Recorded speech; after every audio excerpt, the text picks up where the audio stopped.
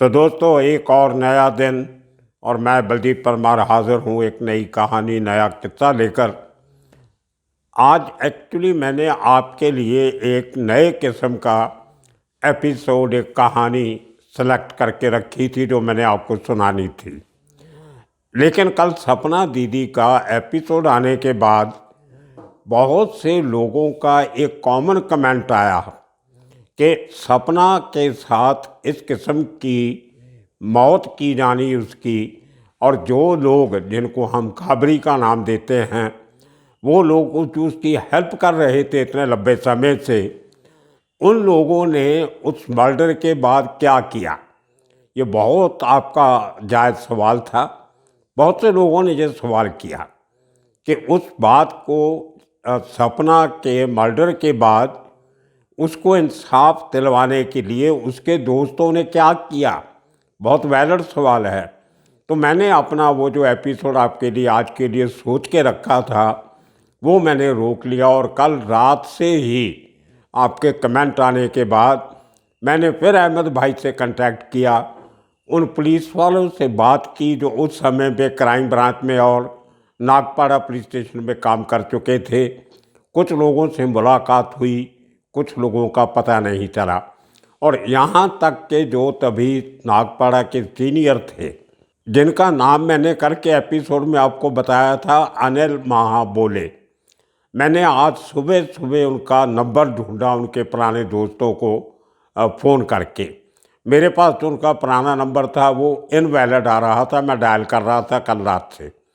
तो आज मैंने जब वो नंबर मिला तो जिस शख्स ने, उनके दोस्त ने वो नंबर दिया, उसने बताया कि नंबर तो मैं आपको दे देता हूँ, लेकिन महाबोले साहब आजकल अमेरिका में रह रहे हैं और वहाँ पे टाइम डिफरेंस है, पता नहीं आपका फ़ोन उठा सकेंगे कि नहीं। वही बात हुई, मैंने मैसेज भी किया, उनको फ़ोन भी किया, लेकिन उनसे बात नहीं हो चुकी। मेरे कहने का मतलब ये था कि आपकी बातें पढ़ने के बाद मैंने पूरी मेहनत की कि उन लोगों से आगे की कहानी सुनी जाए कि बाद में क्या हुआ। लेकिन एक ऑफिसर मुझे बहुत मेहनत के बाद मिल गया जो उस समय क्राइम ब्रांच में काम करता था। उन्होंने अपना, फिर इनका कुछ लोगों को होता है कि अपना नाम नहीं देना चाहते क्योंकि उसमें कुछ बड़े पुलिस ऑफिसर के नाम दिए उन्होंने। अगर वो अपना नाम बता देते हैं तो हो सकता है बड़े ऑफिसर उनकी इस हरकत से नाराज़ हो जाएं, उनके बच्चे भी आगे पुलिस फोर्स में हैं, उनका नुकसान करने की सोचें। तो बहुत सी बातें होती हैं, हमने भी नाम से क्या लेना। लेकिन जो कहानी उसके आगे की उन्होंने सुनाई वो चौंका देने वाली है। मैं चौंक गया, आप भी चौंक जाओगे। उसके सपना दीदी के मर्डर के बाद खबरियों के दो ग्रुप में एक बहुत ज़बरदस्त कागजी और तकनीकी लड़ाई हुई। खबरियों का एक ग्रुप एजाज पठान को बचाना चाहता था और दूसरा ग्रुप अहमद भाई और उसके दोस्त एजाज पठान को जिस सलाखों के पीछे पहुंचाना चाहते थे। बात यही ख़त्म नहीं होती। पुलिस ऑफिसर्स में दो ग्रुप बन गए। क्राइम ब्रांच का एक बड़ा खेमा एक बड़े खबरी की बातों में आके एजाज पठान को बचाने में लग गया, जिनमें उस समय के बड़े पुलिस ऑफिसर भी शामिल थे। और दूसरी तरफ एक वो ग्रुप था जो रुतबे में थोड़ा छोटा था लेकिन ईमानदार था। वो ग्रुप इस ताकत में जुट गया कि हम एजाज पठान को पकड़ेंगे ज़रूर और सपना दीदी के मर्डर के केस को इंसाफ जरूर दिलवाएंगे। अब देखिए, इतने बड़ी एक सपना के मरने के बाद लड़ाई कहाँ तक पहुँची। एक उस ज़माने का और बहुत बड़ा खबरी हुआ करता था जिसका नाम था माधव ठक्कर। उसको माधव खबरी भी कहते थे, माधव भाई भी कहते थे। इस माधव भाई का जिक्र मैंने, जब मैं पठान गैंग के ऊपर जो हमने एक सीरीज़ की थी 6-7 एपिसोड्स की, जिसमें करीम लाला, समद खान, अमीरज़ादा, आलमजेब, इनकी बात की थी, उसमें आपको याद होगा माधव खत्री का, माधव खत्री भी कहते थे उसको, माधव खबरी था, माधव भाई था, उसका जिक्र भी आया था। ये माधव भाई और कोई नहीं, करीम लाला का ओवरऑल मैनेजर हुआ करता था। जितने करीम लाला के दारू के, जुए के, मटके वगैरह के जो अड्डे चलते थे, उनका पूरे काम की देख रेख माधव भाई किया करता था। और पुलिस के साथ जो कभी पंगा पड़ता था, उसकी सेटलमेंट करवाना माधव भाई का काम हुआ करता था। वही माधव भाई, क्योंकि एक ज़माने में आज़ाद पठान करीम लाला के पठान गैंग में काम कर चुका था, वो माधव भाई को अच्छी तरह जानता था। जैसे कि मैंने कल बताया, 87 के दाऊद और पठानों के समझौते के बाद जो करीम लाला ने काम धंधे बंद कर दिए थे, तब उस समय माधव भाई भी काफ़ी डी कंपनी के क्लोज जाने लगा था। तो अब वो दोनों के लिए काम करने लगा था, क्योंकि दुश्मनी ख़त्म हो चुकी थी। उस चक्कर में आज़ाद पठान ने माधव भाई को अप्रोच किया कि तुम किसी तरह से क्राइम ब्रांच को संभालो, लोकल पुलिस स्टेशन मैं संभाल लूँगा। तो माधव भाई ने अपना असर सूख रखते हुए उस ज़माने के डीसीपी जो क्राइम के थे वो, उसके बाद एसीपी जो क्राइम थे, सीनियर इंस्पेक्टर थे, मैं सबको जानता था। गोप्ते साहब एसीपी थे, सहस्त्रबुद्धे साहब सीनियर इंस्पेक्टर थे, लेकिन वो ईमानदार ऑफिसर थे। वो माधव भाई की बातों में नहीं आए। तो उसने नीचे के ऑफिसर्स को पटा लिया कि आपको ऊपर से हुक्म मिले भी आप आज़ाद पठान को अरेस्ट करने नहीं जाओगे। और वही कारण था, सपना दीदी के मरने के बाद भी क्राइम ब्रांच ने आज़ाद पठान को ढूंढने की, पकड़ने की काफ़ी दिनों तक कोई कोशिश नहीं की।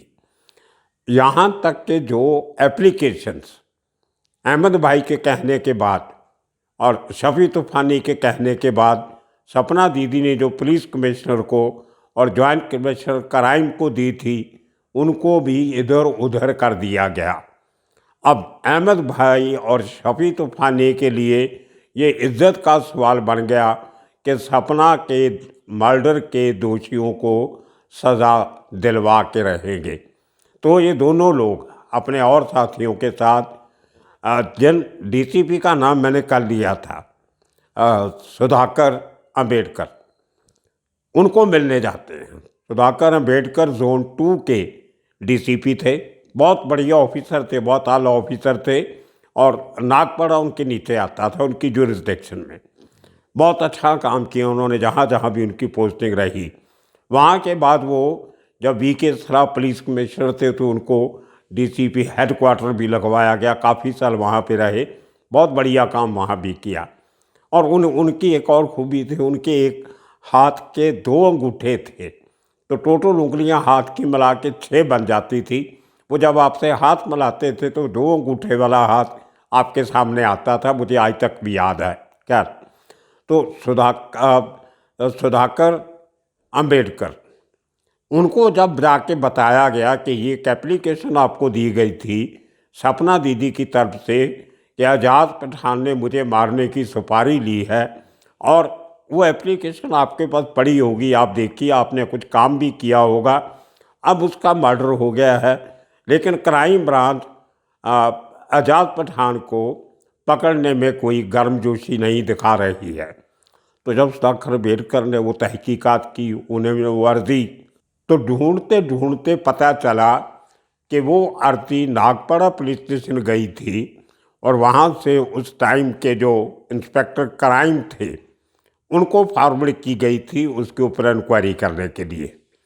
तो जब उनको बुलाया गया तो उन्होंने कहा कि सर मैं काफ़ी कोशिश कर रहा हूँ इस केस को सॉल्व करने की, लेकिन जहाँ कहीं भी हम कोई रेड करते हैं, जाते हैं, तो वहाँ से कुछ दूसरे कहीं हमारे जो डिपार्टमेंट हैं वहाँ से खबर लीक हो जाती है और वो आदमी गुल हो जाता है। उसके बाद अम्बेडकर साहब को बहुत गुस्सा आया, उन्होंने एक स्पेशल मीटिंग बुलाई। ये खबरी लोगों की आर्मी पूरी काम पे लग गई। 15-16 खबरी जो अहमद भाई के साथ और शफी तूफ़ानी के साथ काम कर रहे थे, उन्होंने शहर के डिफरेंट इलाकों में निगाह रखनी शुरू की कि आज़ाद पठान और उसके और वो साथी जिन्होंने एक औरत को इतनी बेरहमी से मारने का शर्मनाक कांड किया था, उनको ढूंढने के लिए, और एक एक करके उनको सबके अड्डों का पता लग गया। और एक दिन उनको जब मालूम पड़ा कि आज आधी रात के समय आज़ाद पठान अपने घर में किसी ज़रूरी काम से आएगा, उसकी खबर भी नागपाड़ा पुलिस स्टेशन को दे दी गई। और उस अचानक रेड में आज़ाद पठान को नागपाड़ा पुलिस ने अरेस्ट कर लिया। अब देखिए पुलिस का जो गुस्सा था वो कैसे निकलता है। उस ऑफिसर ने मुझे बताया कि जितनी मार उन्होंने उस दिन, जितना पिटाई उस दिन आज़ाद पठान की हुई है, उन ऑफिसर का कहना है कि अपनी पूरी ज़िंदगी में उन्होंने कभी क्रिमिनल को इतनी मार खाते नहीं देखा। मतलब इतनी ज़बरदस्त पिटाई आज़ाद पठान की गई। और दूसरे दिन सुबह उसको उसके घर ले जाया गया तलाशी के लिए, और वहाँ पे उसके घर से उसके चप्पल जूते तक निकाले गए जो उसके सर पे रखे गए, और उसको हथकड़ियाँ लगा के पूरे इलाके में उसका जुलूस निकाला गया, जिसको उस समय लोगों की भाषा में और पुलिस पार्लेंस में बारात निकालना कहते हैं। तो आज़ाद पठान की सर पे जूते रख के एक तरफ से कह लो जैसे गले में जूतों का हाथ डालते हैं, उस तरह से उसकी बेइज्जती करके उसको उसके पूरे इलाके में घुमाया गया, उसकी बारात निकाली गई। तो जो कल आप कुछ लोगों ने शक पैदा किया था कि शायद सपना के मरने के बाद उसके दोस्तों ने उसके लिए कुछ नहीं किया, ये आज का एपिसोड उन लोगों को जवाब देना है। तो इस तरीके से खबरियों ने आज़ाद पठान को पकड़ा, उसके साथियों को पकड़ा, और उनके ऊपर केस चला, उनको सज़ा हुई। तो ये काम खबरियों ने पुलिस की मदद से किया। मैं एक बार फिर आप सबका शुक्रिया करता हूँ कि आपने ये सवाल उठाया। आपने सवाल उठाया तो मैंने और मेहनत की, और ये 24 घंटे के अंदर अंदर इतनी नई जानकारी लेके आप तक फिर आए।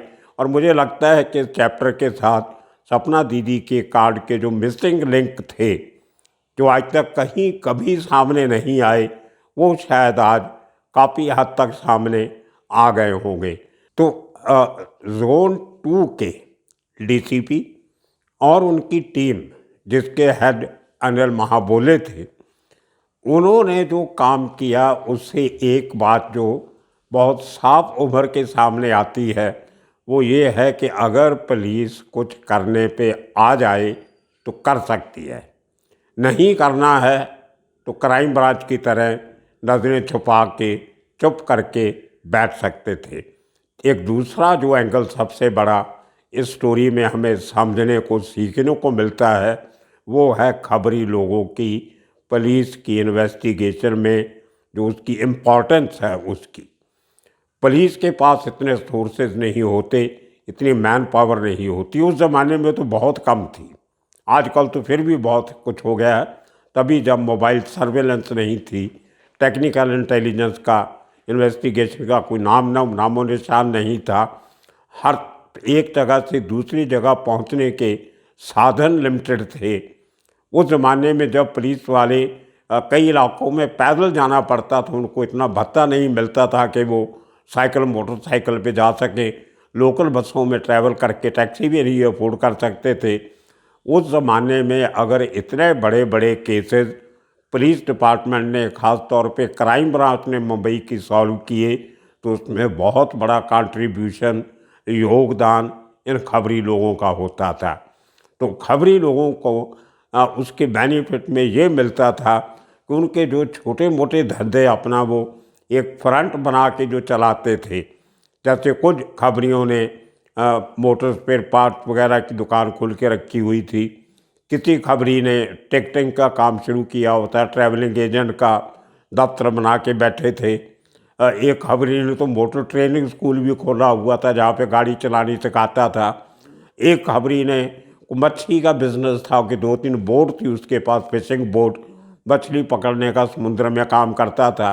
लेकिन असली काम उसका था समुद्र में निगाह रखना, कौन सी किश्तियों में स्मगलिंग होती है उसकी खबर डिपार्टमेंट को देना। तो ये अलग अलग किस्म के जो खबरी थे उनका एक्सपर्टीज़ हुआ करता था।